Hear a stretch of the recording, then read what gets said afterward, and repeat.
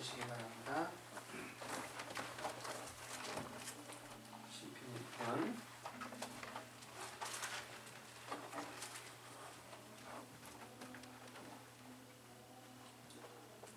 다 같이 교독하겠습니다. 제가 먼저 1절 읽겠습니다.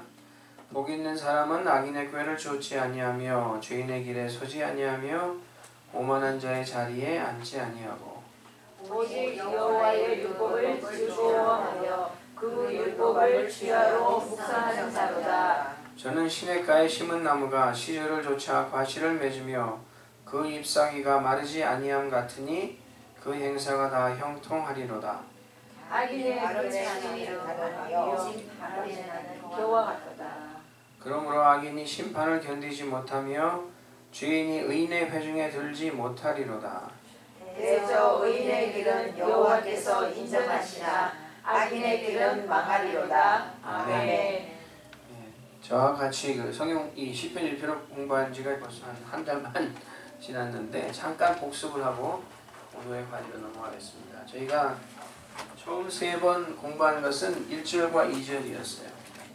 그러니까 제가 말씀드린 게 1절과 2절은 성자 하나님과의 관계에 대해서 가르친다 했고 1절과 2절에 나온 것 중에 복이 없는 사람은 악인의 꾀를 쫓고 죄인의 길에 서고 오만한 자의 자리에 앉고 그와 반대로 복이 있는 사람은 하나님의 말씀을 묵상하는 가운데 그 중에서 하나님의 지혜, 하나님의 길, 하나님의 영광에 대해서 살펴본다 하는 그런 말씀을 우리가 한 3주에 걸쳐서 살펴보았습니다.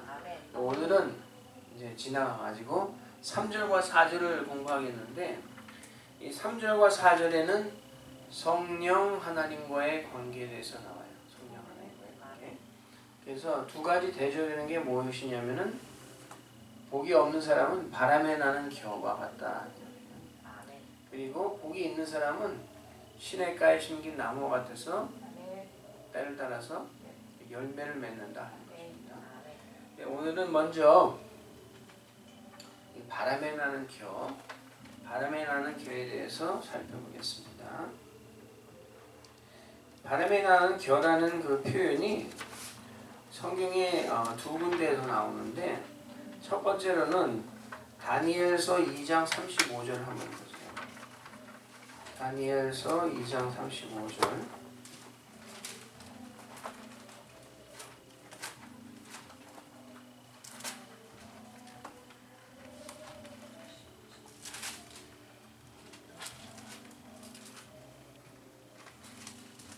찾으셨으면 먼저 읽어보세요. 누가? 때에 철과 진흙과 녹과 은과 금이 다 부서져 여름 타작마당에 겨같이 되어 바람에 불려 간 곳이 없었고 우상을 친 돌은 태산을 이루어 온 세계에 가득하였나이다. 여기도 그 바람에 날리는 겨가 나오는데 이 모습은 무엇이냐면은 이것은 느부갓네살 왕이 꿈을 꾼 그 꿈 내용이에요.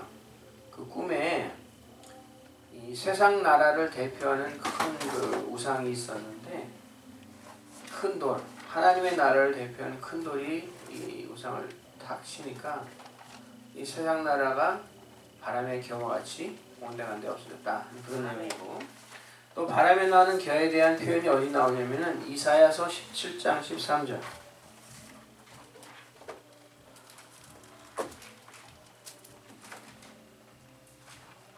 이사야서 17장 13절.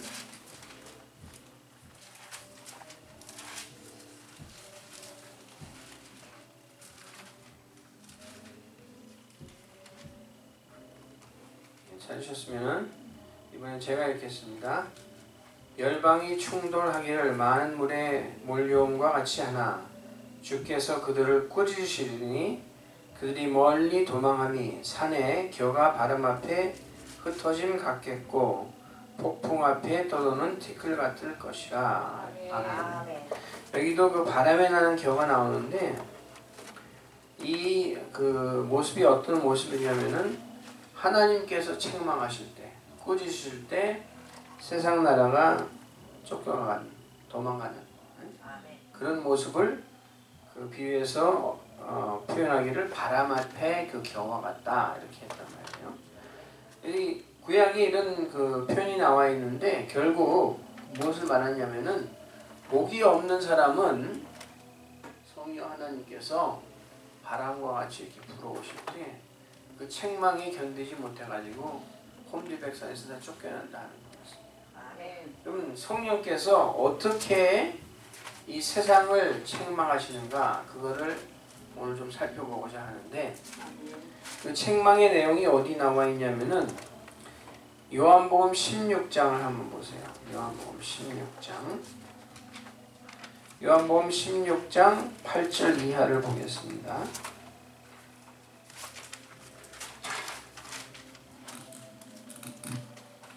요한복음 16장 8절 이하 누가 한번 읽어보세요. 8절에서 11절까지.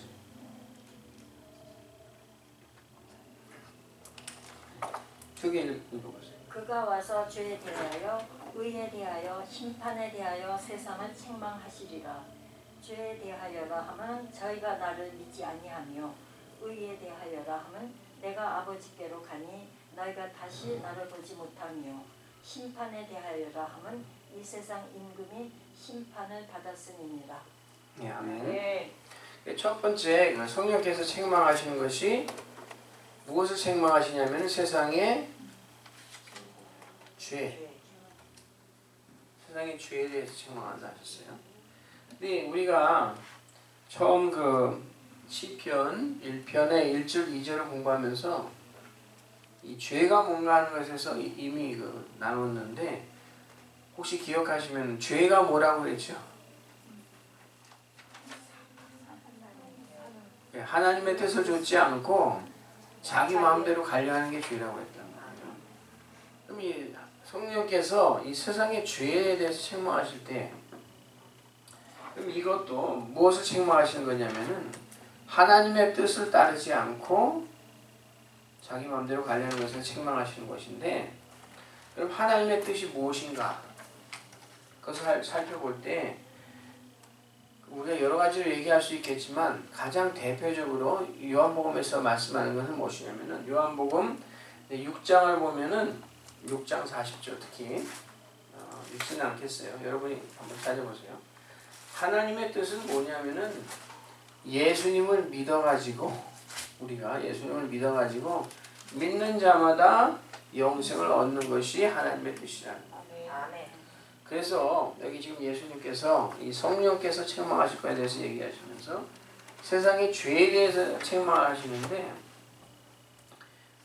왜 책망하시냐면은 예수님을 믿지 않는 것에 대해서 책망하신다는 거예요.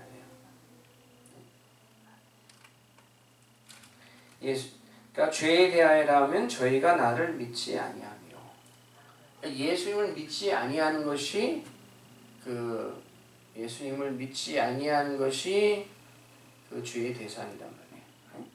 그래서 어떤 사람들은 우리가 이제 나가서 전도하려고 그러면은 간혹 이렇게 얘기하는 사람들이 있어요. 나는 예수님은 안 믿지만 예수님을 믿는 당신네들보다 내가 더 훨씬 더 도덕적으로 살고 난 죄도 안 짓고 사람 죽인 일도 없고 오히려 나는 내 재산을 떼어가지고 다른 사람의 구제도 하고 그러는데 왜 내가 예수님을 믿어야 되느냐. 차라리 너희들처럼 살려면 안 믿는 게 낫겠다. 뭐 이런 식으로 얘기하는 사람이 간혹 있어요. 그런데 그 사람이 모르는 게 뭐냐면 그 사람의 죄는 뭐냐면은 구제를 안 했다는 게 죄가 아니라 선을 베풀었다는 게 그게 중요한 게 아니라 예수님을 안 믿는 것이 가장 큰 죄다. 예수님 안 믿는. 하나님 편에서 볼 때. 그래서 성령께서 세상의 죄에 대해서 책망하신다는 것은 너희가 왜 하나님의 아들 예수님을 믿지 않느냐 그거를 책망하신다는 거예요. 그러면은 우리가 이 예수님을 믿는다는 것에 대해서 조금 더 생각해 볼 필요가 있어요. 제가 여러분에게 예수님 믿습니까? 그러면은 아멘 대답하셨는데 그럼 예수님의 무엇을 믿습니까? 그러면 뭐라고 대답하시겠어요? 응? 이름? 이름? 예수님의 약속. 그럼 뭐 여러 가지로 얘기할 수 있겠죠. 근데 우리가 이 예수님을 믿는다 하는 것은 우리가 그 한 7가지 요소가 있어요. 7가지 요소. 우리가 그 7가지 요소가 뭐냐면은 제가 여기 무슨 적겠습니다.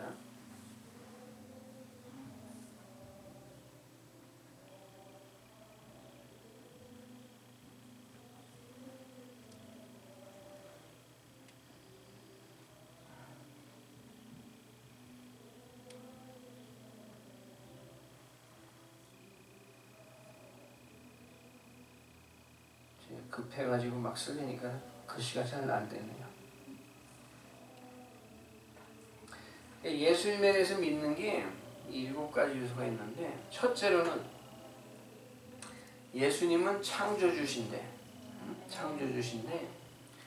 육신의 이 몸을 입고 탄생하셨다는 거예요. 그래서 우리가 믿어요. 그리고 탄생하셨을 때 동정녀에게서 성령으로 잉태하셔서 탄생하셨다는 것을 믿습니다.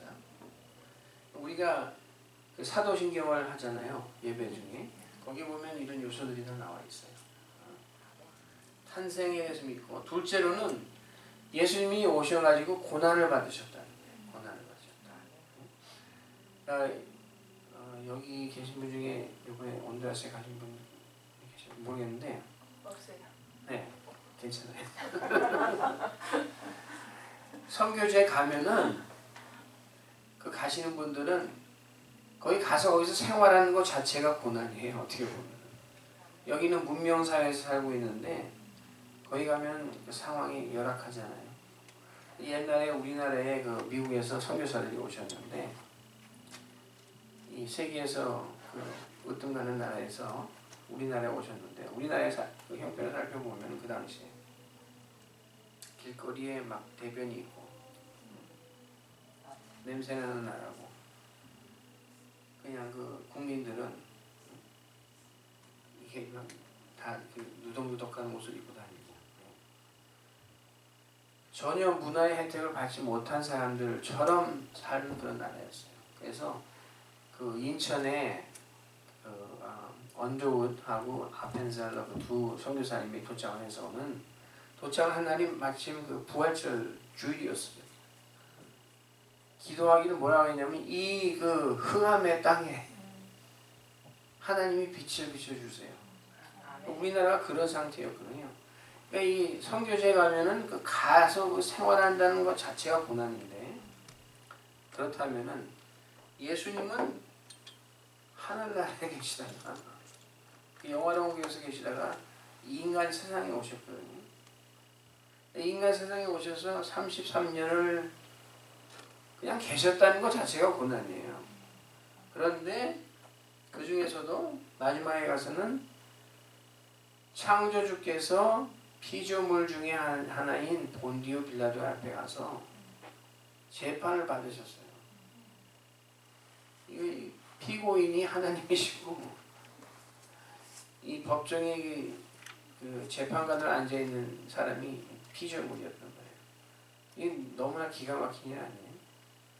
그래서 그런 고난을 받으셨다고. 그래서 우리가 그 사도신경을 할 때도 본디오 빌라도에게 고난을 받으사 이렇게 하잖아요. 그러니까 고난을 받으셨고, 그 다음에는 십자가에서 죽으셨지요. 죽으셔서 우리의 죄를, 그 죄값을 다 지불하셨던 거예요. 그 죽으심으로 끝난 게 아니라 사흘 만에 부활하셨고, 부활하신 후 많은 성도들에게 자기를 드러내 보이셨다가 승천하셨어요. 승천하셨고, 그 다음에는 반드시 다시 오실 것이라고 약속하셨어요. 그리고는 우리를 하나님의 나라로 인도하셔서 우리가 거기서 영원토록 살게 해준다. 우리가 이것을 믿는 거예요. 그런데 이 중에는 예수님께서 이미 하신 것들도 있고, 그러니까 5번까지는 이미 하셨죠. 이제 앞으로 하실 거라고 약속하신 것이 있어요. 그런데 이것으로 끝난다면은 그건 조금 부족해요. 뭐가 부족하냐? 이것들은 예수님께서 우리들의 구원을 위해서 이미 하셨거나 앞으로 하실 것에 관계된 거지만, 우리가 이 믿는 사람이라는 우리가 그 성도들이 이 예수님의 이 7가지에 대해서 예수님과 연합이 되어 있다 하는 것까지 믿어야 되는 거예요. 예수님과 연합이 되어 있다 하는 것까지. 그래서 잠깐 살펴보면은 로마서 6장 5절 한번 보세요.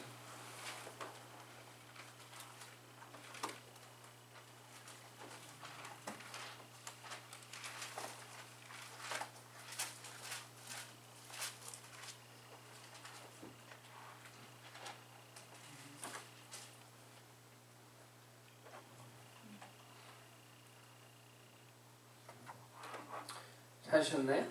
네.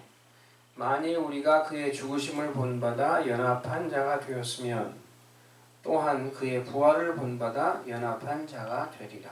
아멘. 예수님은 우리의 신랑이라 우리가 얘기하는데 창세기에 보면은 그 남자와 여자에 관해서 얘기하면서 이러므로 남자가 그 부모를 떠나 그 아내와 연합한다 하는 그런 말씀이 있거든요. 예수님은 우리를 그 신부 삼으시면서 우리가 이 예수님의 7가지와 연합되기를 원하셔요. 아멘. 그러면 잠깐만 살펴보면은 그럼 첫 번째로 우리가 예수님의 탄생과 연합한다는 것은 무엇을 뜻할까요? 예수님의 탄생이라는 것은 하나님께서 요한복음 1장에 보면 말씀이 육신이 돼가지고 이 육신 안에 오신 거예요. 그 마태복음 1장에 보면은 그것을 어떻게 간단 명료하게 표현했냐면은 임마누엘. 이와 같이 그 하나님께서 우리와 함께 거하신다.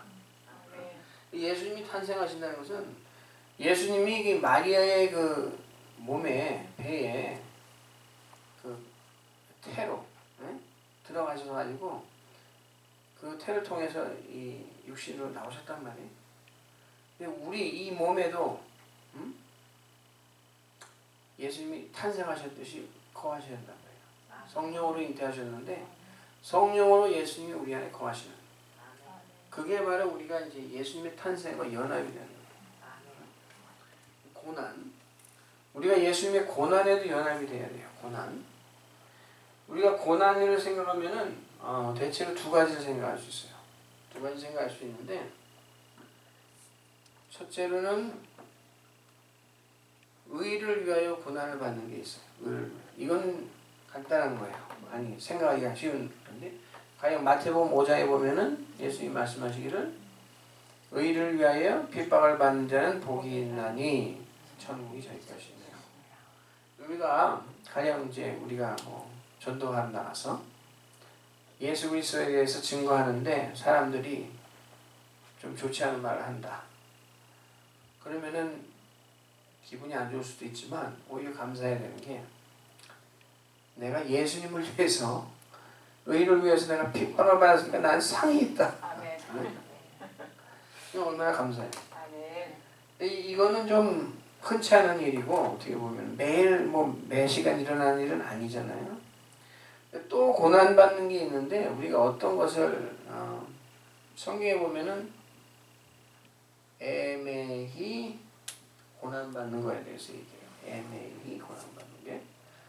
그 베드로전서 2장 한번 보세요.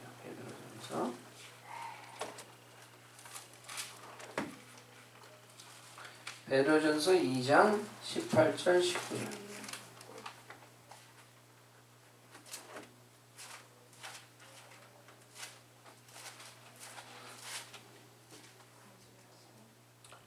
찾으셨어요? 네, 누가 한번 읽어보세요.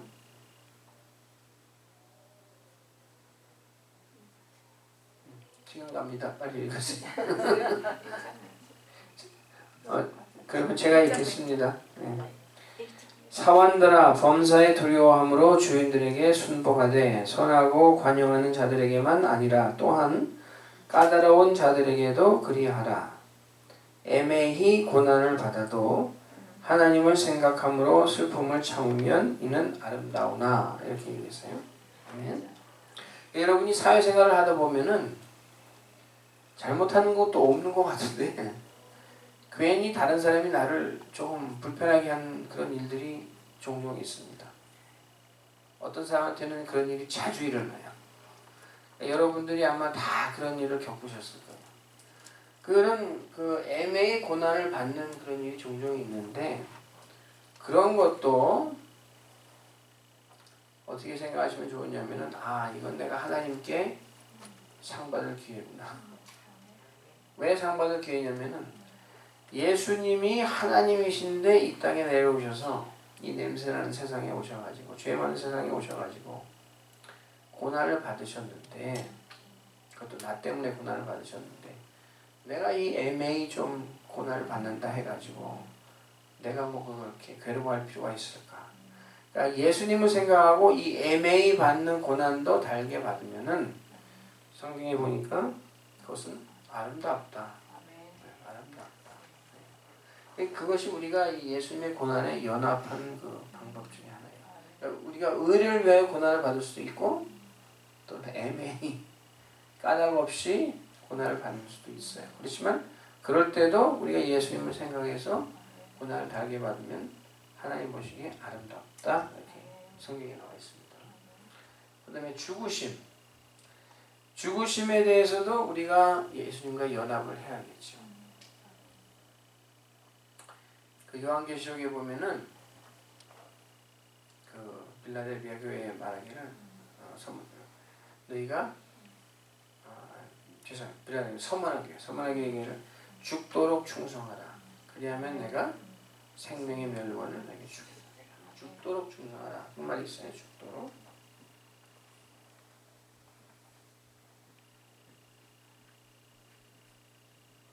이 죽도록 충성하라 이런 말이 있는데 이 죽도록 충성하라는 말에는 세 가지 뜻이 있어요. 세 가지. 첫째로는 목사님이 이번 금요일에 설교하신 것도 이런 내용 좀 있었는데 우리가 십자가의 도에 대해서 공부했던 적이 있어요. 기억하실지 모르겠어요.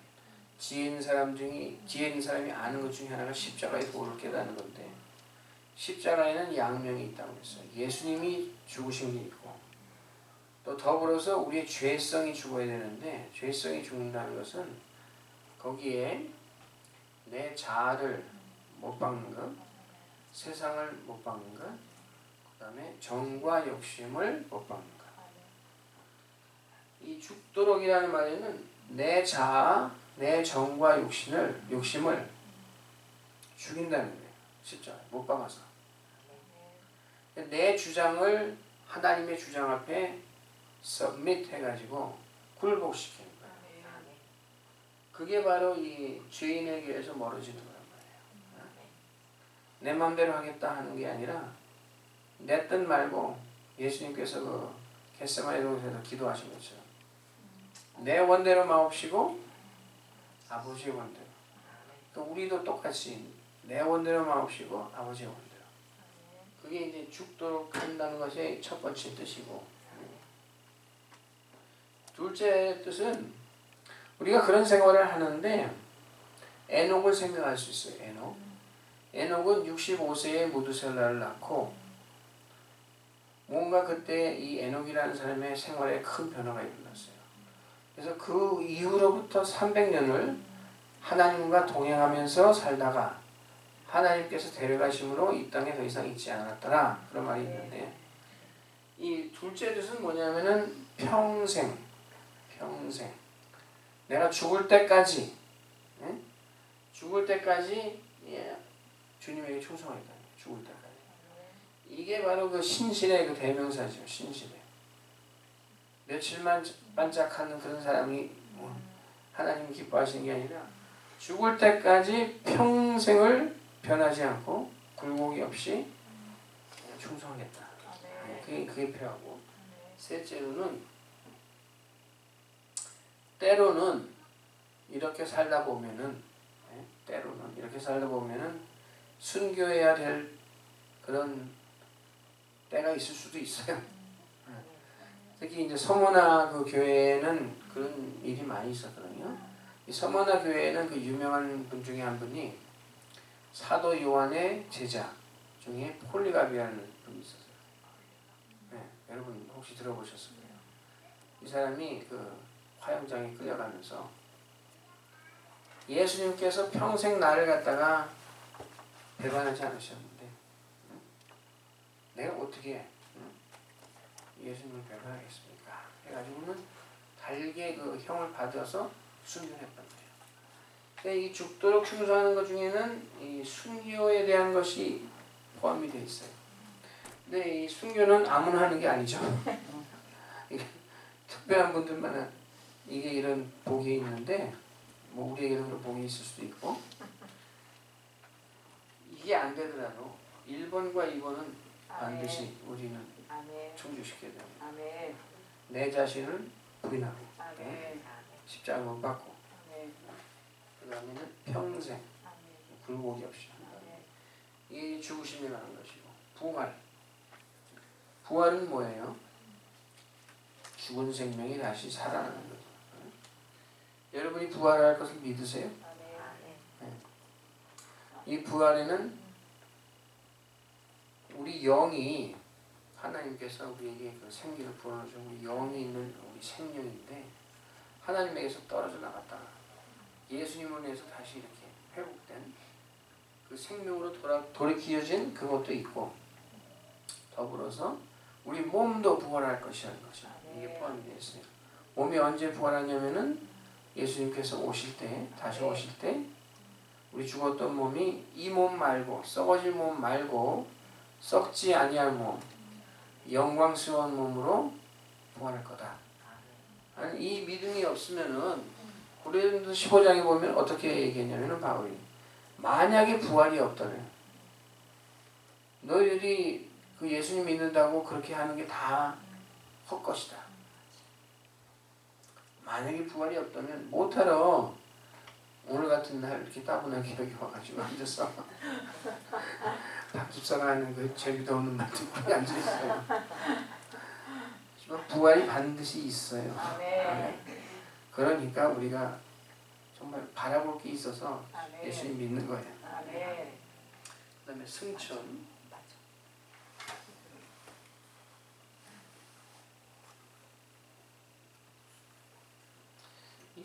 이 승천은 뭐예요? 그러니까 예수님이 이 땅에 계시다가 하늘 올라가셔서 어디로 가셨죠? 하나님 아버지 계신 곳에 가신 것처럼 이 승천은 이제 조금 이따 제가 좀 더 설명하겠는데 두 가지의 관계가 있어요. 첫째로는 우리의 칭의의 관계가 있는 것이고 이것은 조금 더 설명하겠습니다. 칭의, 우리가 의롭다함을 받는 것. 둘째로는 성령을 보내주신 게 있어요. 예수님께서 그 제자들에게 그 6월절 그 식사를 하시면서 얘기하실 때 뭐라고 했냐면 내가 이제 조금 있으면은 너희들 떠난다. 내가 이제 그 백성의 관원들에게 붙잡혀가지고 십자가에서 죽고 얼마 후에 난 너희들 떠난다. 그러니까 제자들이 걱정이 많이 됐거든요. 그랬더니 예수님이 하시는 말씀이 내가 떠나야 내가 승천을 해야 다른 보혜사를 너희에게 보내줄 수 있다는 거예요. 떠나야. 내가 가지 않으면 그 보혜사를 너희에게 보내줄 수 없다는 거예요. 이 승천하시기 때문에 그 예수님께서 우리에게 성령을 보내주셨어요. 성령. 다른 보혜사로 오신 분이 성령이에요. 이 두 가지가 이 성천의 관계입니다. 요거에 대해서 이제 좀 더 얘기하겠습니다. 그리고 6번 재림. 예수님은 반드시 오신다고 그랬거든요. 우리가 하나님에 대해서 설명할 때 그 여러 가지 그 수식어가 있지만 그 중에 어떤 수식어가 있냐면은 전에도 계셨고 지금도 계시고 장차 오실 분이 하나님이시다 이렇게 얘기하는데 그 뜻이 뭐냐면은 전에도 계셨다는 게 그게 왜 중요하냐면은 전에도 약속을 지키셨고 전에도 약속을 지키셨고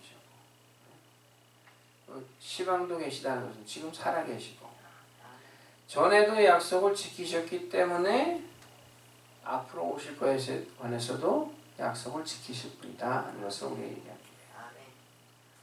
그러니까 하나님은 시간을 초월하신 분이죠. 그러니까 과거나 현재나 미래나 항상 동일하신 분. 이 재림에 대한 약속을 반드시 지키실 분이에요. 그리고는 재림 후에는 요한계시록에 보면 예수님은 백보좌에 앉으셔서 모든 사람들을 심판하십니다. 선과 악에 대해서 상 받을 사람은 상을 주시고 벌을 받아야 할 사람은 지옥으로 직행하는 거죠. 반드시 그런 일이 있을 것이고 우리는 예수님을 믿으니까 우리는 하나님 나라에 인도되어서 하나님과 영원히 우리가 예수님의 신부로 새 예루살렘 성으로 우리가 삽니다. 이게 예수님께서 이렇게 하셨거나 앞으로 하실 것이고 우리는 이것에 다 예수님과 연합이 되어서 이게 다 우리에게 그 관계가 있는 그런 일들이라고 해요. 이것을 우리가 믿는 것인데 성령께서 세상을 책망하시는 것은 너희 세상 사람들은 하나님의 뜻을 따라서 예수님을 믿지 않으니까 그것이 너희들의 죄다 라고 책망하십니다. 그 다음에 둘째로 뭐에 대해서 책망하신다고 나왔죠?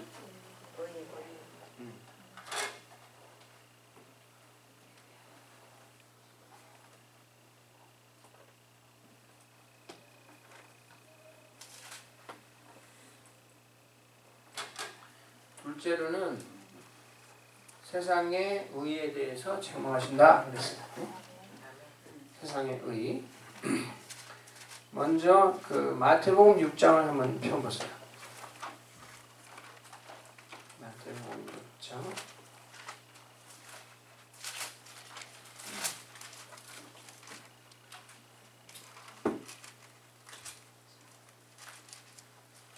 이 마태복음 6장에는 대부분의 기독교인들이 그 암송하고 있는 구절이 있어요. 33절 보면은 다 아시죠? 너희는 먼저 그의 나라와 그의 의를 구하라. 그러면 이 모든 것을 너희에게 더하시리라. 여기 보면 이제 그런데 또 1절에 보면은 또 뭐 어떤 말이 나오냐면은 사람에게 보이려고 그들 앞에서 너희 의를 행치 않도록 주의하라. 이게 대조되는 말씀인데 너희 의, 그 의. 그러니까 초반부에는 이 마태복음 6장에 예수님이 말씀하신 그 초반부에는 너희 의에 대해서 이 예를 드시고 저 예를 드셔가지고 쭉 얘기하시다가 마지막에 가서 예수님은 이런 거는 다 쓸데없는 거니까 그러지 말고 그의 의를 구하라. 그의 의. 너희 의 말고 그의 의. 이 너희 의에는 여러분이 6장의 내용을 잘 아실 거예요. 너희 의는 어떤 의냐면은 외식하는 의, 사람에게 보여가지고 칭찬 들으려 하는 의, 그리고 구제하는데 나팔을 불어가지고 여러분 나는 구제합니다 이래가지고 그런 의, 그 기도하는데 막 큰 거리 나가지고 하나님 뭐 이렇게 다른 사람들이 보고 저 사람 뭔가 보다 하고 이렇게 칭찬하게 유도하려고 하는 그런 의. 그리고 금식할 때 막 얼굴에 그냥 수심을 이렇게 입고서 괴로운 듯이 금식하는 그런 거. 이게 다 뭐예요? 자기 자신이 스스로 이루려고 하는 의예요. 자기 자신이 스스로 하려고 하는 의예요. 근데 그런 것은 하나님이 인정하시는 의가 아니죠. 그래서 이 성령께서 책망하시는 의라는 것은 뭐냐면 이런 의겠죠. 이 너희 의에 대해서 너희가 아무리 스스로 막 이렇게 해보려고 하는 것은 하나님 보시기에 아무 쓸데 없는 거라는 거예요. 너희 의를 갖다가 싸우려고 하지 말라는 거예요. 너희 의. 그리고 그 의 말고 다른 의가 있는데 그게 그 의예요. 그 의. 그래서 이것을 갖다가 그 사도 바울이 로마서에서 어떻게 또 표현했냐면 한번 찾아보세요. 로마서 3장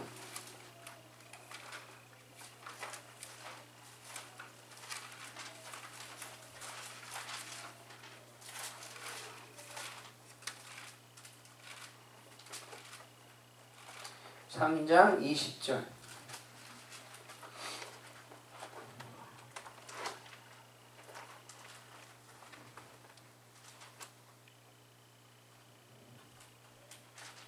로마서 3장 20절은 이 너희 의에 관한 말씀이에요. 너희 의.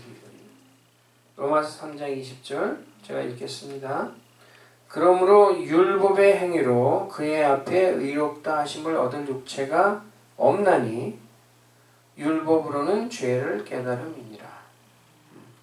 이 너희 의라는 것은 또는 세상의 의라는 것은 이 율법을 내가 막 잘 지켜가지고 내 공로를 쌓아가겠다 하는 거예요.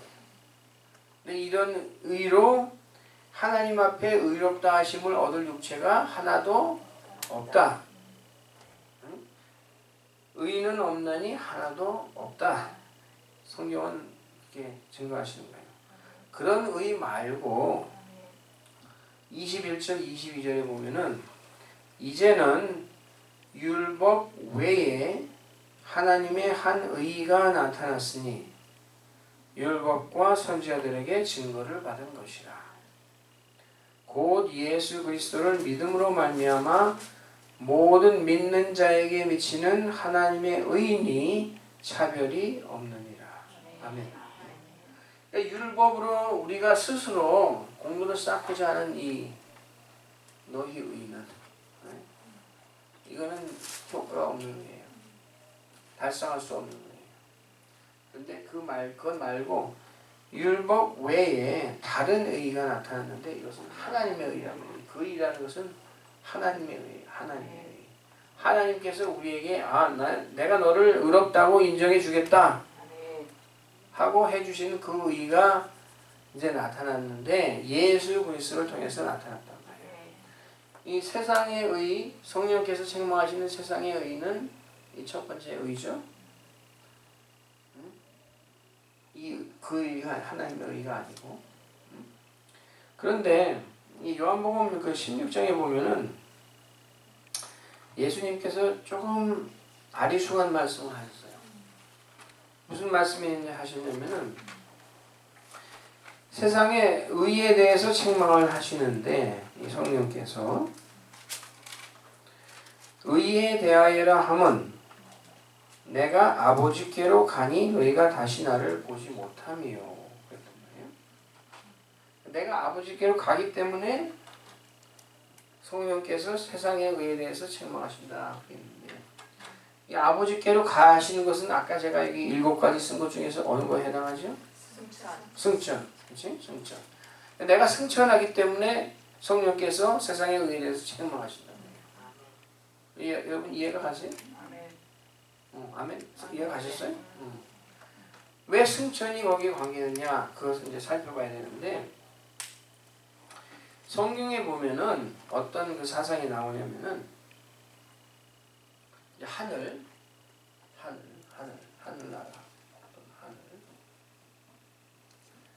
하늘에는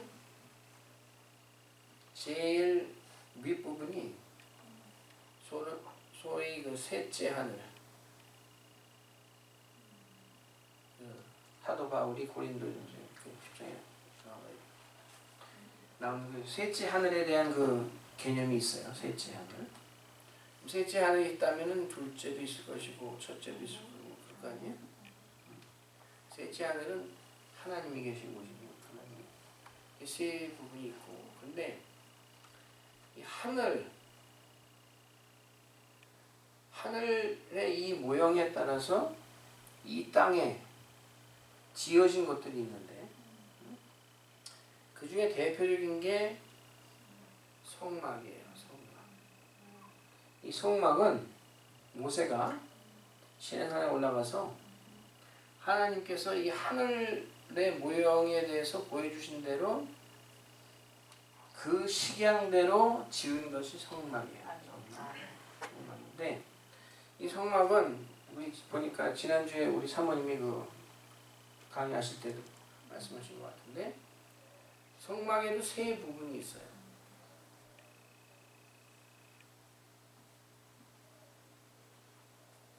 지성소가 있고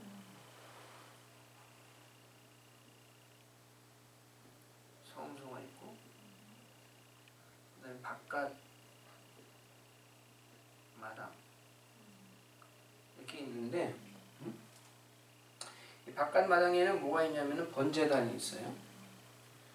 제가 글씨 쓰는 속도가 느려서 그냥 말만 하겠습니다. 번제단이 있고 물두멍이 있어요. 번제단은 온전히 내 자신을 살려는 데요. 아니 재물 갖다가 완전히 그냥 죄만 남도록 살두는 것이 번제단이에요.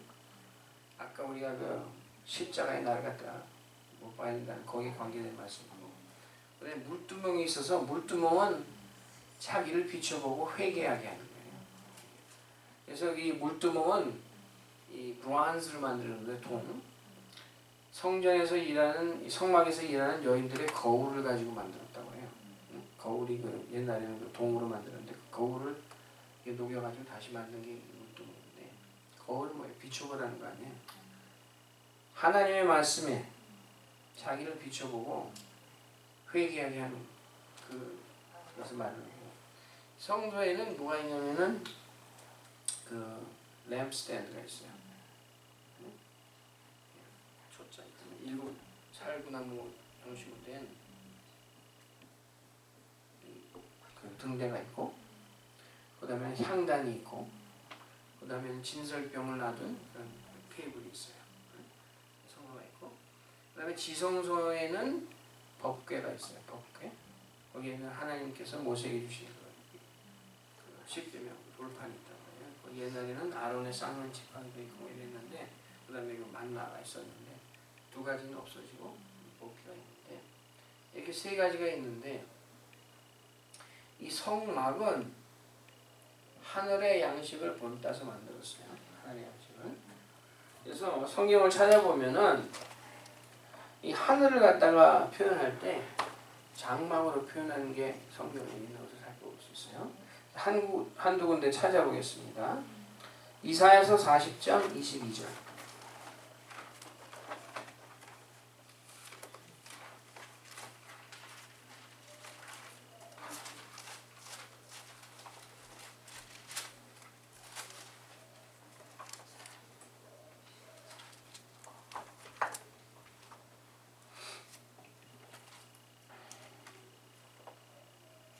이사야서 40장 22절.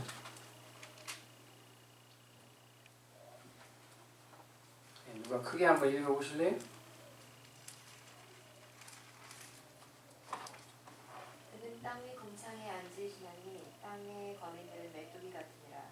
그가 하늘을 차일같이 펴셨으며 거할 천막같이 짚으셨으며. 아멘. 네 맞아요. 아멘.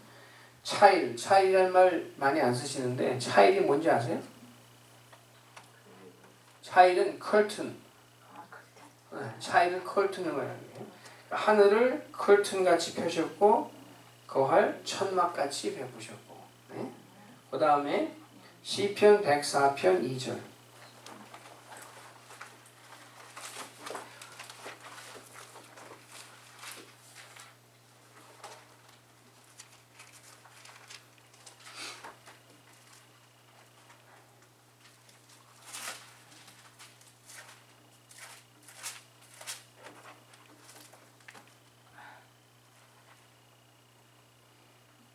또 읽어보세요. 주께서 옷을 입음같이 빛을 입히시며 하늘을 휘장같이 치시며 네, 하늘을 아멘. 휘장같이 치시며. 아멘. 여기 휘장 또는 아까 우리 읽은 이사야서 있는 말씀 보면은 영어로는 전부 텐트라고 나왔어요. 텐트. 이게 막이란 말이에요. 막. 이 하늘을 이렇게 텐트로 성경에서 표현합니다. 왜냐하면은 이 하늘의 이 식양을 하나님께서 모세에게 시내산에 보여주셔가지고 그 식양대로 성막을 짓도록 하셨기 때문에 그런 거예요. 그런데 이제 우리가 이 의에 대해서 생각할 때 중요한 게 뭐냐면은 이 성막에는 이렇게 세 부분이 있었는데 바깥마당, 성소, 지성소. 이 지성소에는 어떤 제도가 있었냐면은 그 레위기에 보면은 레위기 16장에 나와요. 나중에 여러분 가서 한번 읽어보세요. 대제사장이 1년에 한 번 지성소에 들어갈 수 있어요. 들어가는 이유가 뭐냐면은 한 번 들어가서는 속죄하러 들어가는 거예요. 속죄. 누구의 죄를 위해서 속죄하냐면 자기 자신의 죄와 이스라엘 모든 백성들의 죄를 속죄하기 위해서 피를 흘려서 짐승의 피를 흘려가지고 1년에 한 번 들어가서 이 지성소에 들어가가지고 하나님께서 명하신 대로 우리가 이 짐승의 피를 흘렸습니다. 이 짐승의 피를 흘렸으니까 대신 우리 죄를 다 용서해 주십시오 하고 1년에 한 번씩 지성소에 들어갔단 말이에요. 그런데 성경에 보니까 이제 성경 한번 펴보세요. 히브리서 9장.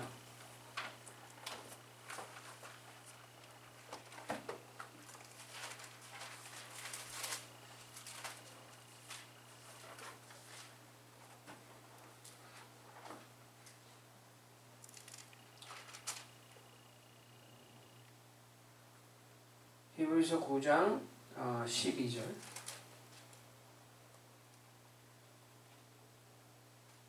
11절부터 한번 보시면 더 좋겠습니다. 11절, 12절. 히브리서 9장. 제가 읽을게요. 여러분이 용감하지 않으신 것 같아요.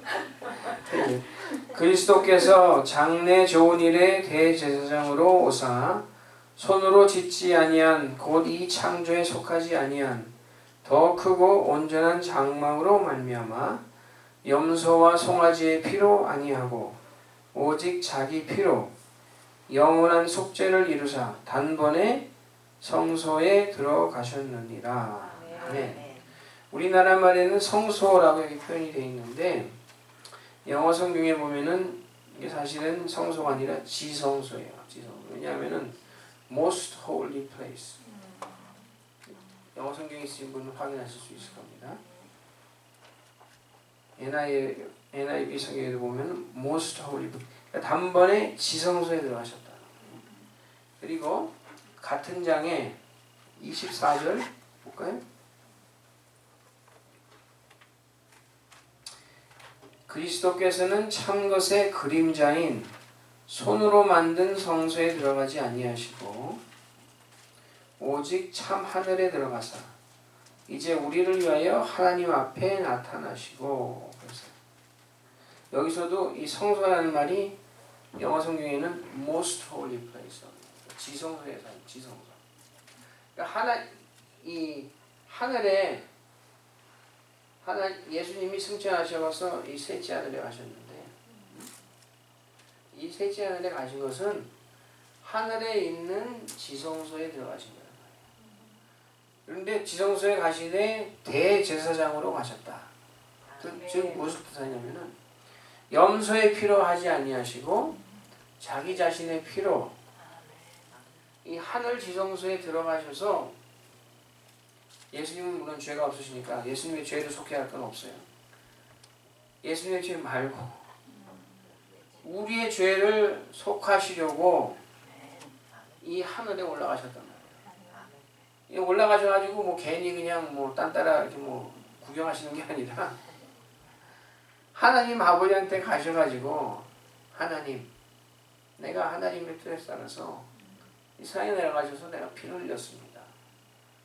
이 하나님이 약속하신 대로 내가 피를 흘렸으니까 내 백성, 예수님의 백성, 우리 이 내 백성의 죄는 다 없는 걸로 인정하십시오. 그러면 하나님이 뭐라고 하시겠어요? Of course. Yes 하시는 거 아니에요? 이 세상의 의인은 자기가 막 뭘 해보겠다고 막 이러는데 그게 중요한 게 아니라는 거예요. 그것은 성령께 책망을 받을 만한 그런 거지요.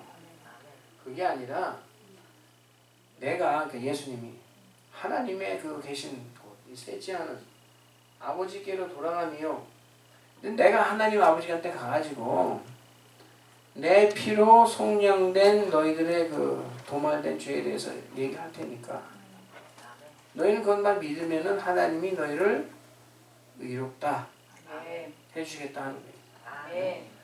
그러니까 예수님이 이 그 휘장을 갖다가 찢으시고 예수님 죽으셨을 때 성전의 휘장이 위로부터 아래로 갈라졌다면서요. 이 휘장은 얼마나 두꺼우냐면 솔뼈 두께예요. 그래서 소 2마리가 양쪽에서 이렇게 잡아당겨도 안 찢어진다고. 근데 하나님이 찢으셨던 거예요. 히브리서에 보면은 이 찢어진 그 휘장은 예수님의 육체다. 예수님이 자기 육체를 찢으심으로써 그 길을 여시고 하늘 지성소에 들어가셔서 우리들의 의를 이루셨어요. 그게 세상의 의와 대조되는 겁니다. 세상의 의는 너희 의예요. 그건 쓸데없는 의. 우리가 구해야 될 의는 그의 의. 하나님이 주시는 의. 예수님께서 하늘 지성소에 들어가심으로 이루신 의. 그 의를 우리가 구해야 합니다. 성령께서는 쓸데없는 짓 하지 말고 세상을 책망하시는 거예요. 그런데 오늘 남은 시간에 생각할 것은 이와 같이 성막은 하늘의 그 양식을 따라서 그 모세가 지은 것이거든요. 성경에 보면은 이 성막에는 그 계보가 있어요. 족보가 있어요. 성막에는 족보가 있는데 그 족보가 뭐냐면은 그 성막, 모세 시대에는 성막 좀 거슬러 올라가다 보면은 그 족장 시대에는 제단이 있었어요. 제단. 그 다음에 조금 내려가다 보면은 솔로몬에 와서는 성전이 있었고 그 다음에 신약 시대에 와서는 뭘까요?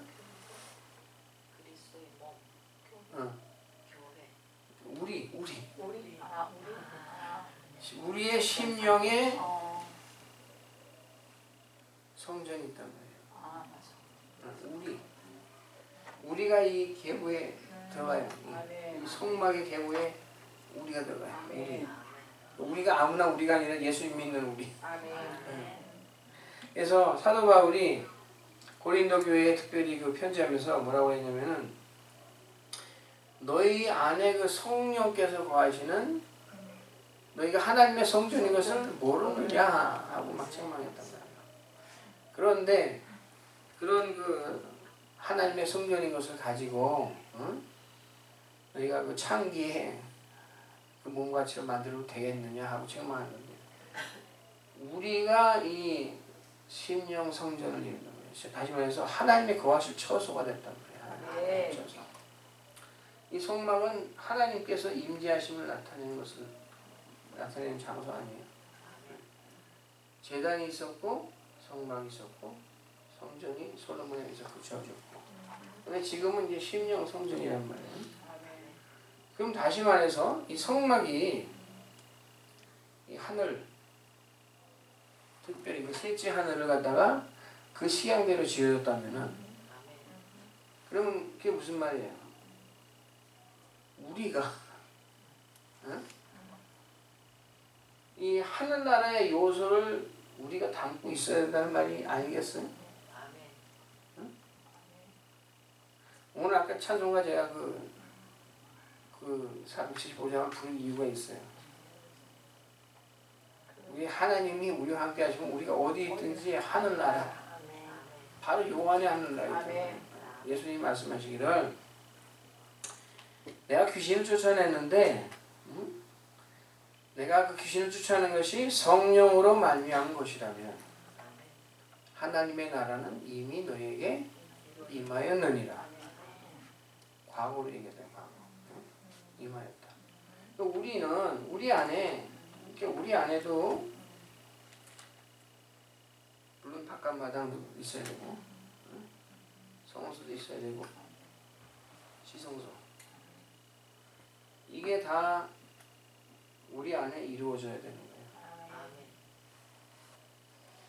이 성막의 바깥마당, 성소, 지성소, 그리고 이 안에 있는 그 요소들, 번제단, 그 다음에 물두멍, 그 다음에 이 램스텐, 그 다음에 분향단, 그 다음에 진설병, 그 다음에 하나님의 법궤, 시은서. 이게 우리 심령성전 안에 이루어질 때, 그때 우리 안에 정말 하늘나라가 이루어지는 거예요. 그리고 중요한 게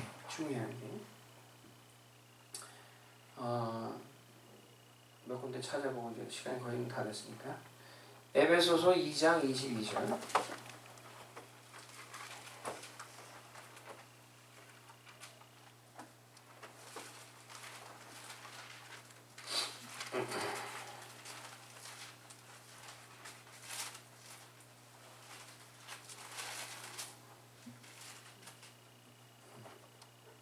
에베소서 2장 22절 찾으셨어요? 네. 제가 읽겠습니다. 너희도 성령 안에서 하나님의 거하실 처소가 되기 위하여 예수 안에서 함께 지어져 가느니라. 아멘. 우리가 하나님의 거하실 처소가 되기 위해서 예수 안에서 함께 지어져 가느니라. 그러면 이 짓는 이 과정이 완성이 되면은 어떤 일이 일어날까요?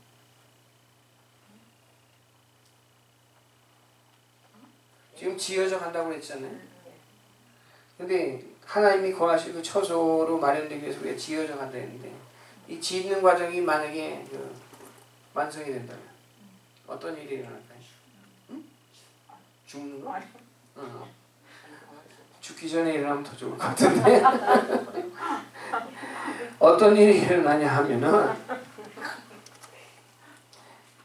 우리가 어떤 데서 살펴볼 수 있냐면, 그럼 성막이 완전히 완성이 됐을 때 어떤 일이 일어났으며, 성전이 완전히 완공이 됐을 때 어떤 일이 일어났는가, 그걸 살펴보면은 우리가 알 수 있어요. 그럼 성막이 완전히 완성됐을 때 출애굽기 40장을 한번 보세요. 출애굽기 40장.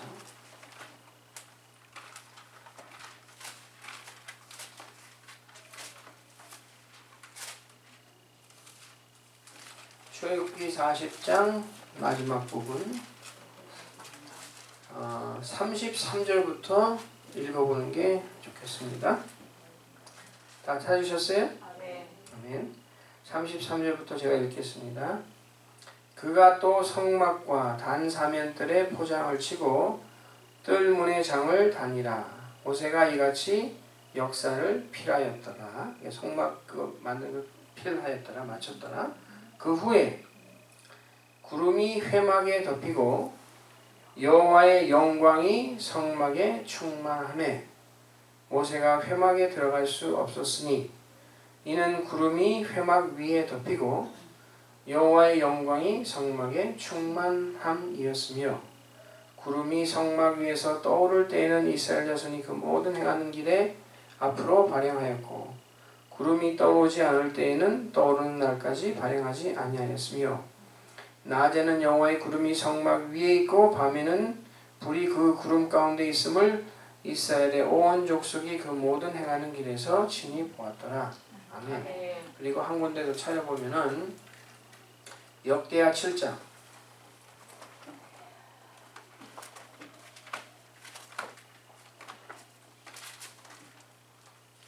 역대하 7장 1절에서 3절을 보겠습니다.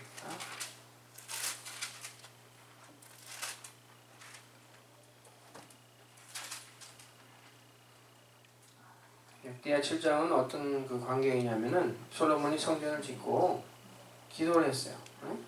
봉헌식을 하면서 기도를 했는데 7장 읽겠습니다. 1절부터 그 기도를 마침에 불이 하늘에서부터 내려와서 그 번제물과 제물들을 사르고 여호와의 영광이 그 전에 가득하니 여호와의 영광이 여호와의 전에 가득함으로 제사장이 그 전에 능히 들어가지 못하였고 이스라엘 모든 자손은 불이 내리는 것과 여호와의 영광이 전에 있는 것을 보고 박석간 땅에 엎드려 경배하며 여호와께 감사하여 가로되 선하시도다 그 인자하심이 영원하도다 하니라. 아멘. 예, 성적이 완공이 되면 성막이 짓는 것이 필요하면 반드시 일어나는 역사가 뭐냐면은 하나님이 인정하시면은 이 성막과 성전 이걸 인정하시면은 하나님이 이건 내 집이구나. 그럼 내가 거기 가서 있어야지. 하나님이 임재하신다는 거예요. 하나님의 영광이 나타난다는 거예요. 제 생각에는 사도행전 2장에 보면은 오순절에 그 성령이 임하실 때 그 성령이 임한 사람들 그 위에 머리 위에 어떤 현상이 있었냐면은 불의 혀같이 갈라지는 것이 보였다고 했어요. 그 사람들에게는 성령이 임하면서 어떤 현상이 일어나는 거냐면은 이 하나님의 성전이 그 사람 하나하나에 온전히 이루어진 것 같아요. 그렇기 때문에 구약에 하나님의 불이 내려오시듯이 이 사람들 그 위에 머리 위에 이 하나님의 불이 보인 거예요. 성전이 이루어졌기 때문에 그래서 정말 안타까운 게 왜 우리 머리 위에는 이 하나님의 그 영광이 보일 만한 게 없는가 하는 거지.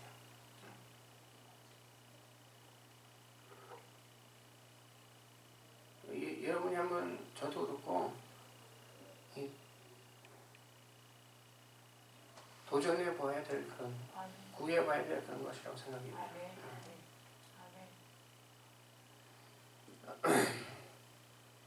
죄송합니다.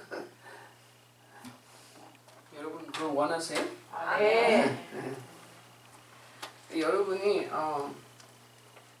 그 출애굽기 25장부터 가보면은 그 성경에 재미없는 부분 중에 하나인데 하나님께서 어떻게 그 모세에게 이 성막을 지으라 하고 그 명하신 그게 쭉 나오는데 그래가지고 결국 이 40장에 가서 그 성막 지으는 게 필요하는 게 나오는데 그 성전의 이 그 번제단 물두멍 그다음에 이 램스텐 촛대 그다음에 진설병 향단 그다음에 법궤 이게 내 안에서 어떻게 하면 이루어질까? 그래서 하나님께서 보시기에 야 아무개 너는 정말 내가 거할 처소구나. 내가 어디 가서 있어야겠다. 내 영광을 드러내야겠다. 제가 이 교회 나온 지 얼마 되지도 않았는데 처음에 와가지고 목사님이랑 잠깐 만나가지고 대화를 하는 중에 목사님이 자기 기도 제목이 이거라고 그러시는데 그 기도 제목이 뭐냐면은 하나님의 영광이 이 교회에 나타난 거라고 했어요. 하나님의 영광이 나타나기 위해서는 우리 한 사람 한 사람이 이 성막 이게 우리 안에 이루어져야지만 하나님의 영광이 나타나는 거예요. 시간이 많이 갔으므로 고막하고 다음번에 또 하겠는데 제가 기도하고 마치겠습니다. 하나님 감사합니다. 하나님께서 저희들을 창조하실 때는 하나님의 거하실 처소로 만드시기 위해서 저희들을 창조하신 줄로 믿습니다. 저희들이 죄로 인해서 이 하나님의 거하실 처소가 더러워져서 하나님이 감히 그 영광을 가지고 이곳에 오시기가 정말 송구스럽게 되었습니다. 저희들 용서하여 주시옵시고 저희들 한 사람 한 사람의 그 심정 성전이 다시 올바로 지어져서 하나님께서 기쁨으로 찾아오셔서 그 영광을 드러내실 만하게 되게 하여 주시옵소서. 예수님 이름 받들어 기도합니다. 아멘. 하늘에 계신 우리 아버지, 이름이 기원을 받으시며 나라의 마옵시며 그 시간에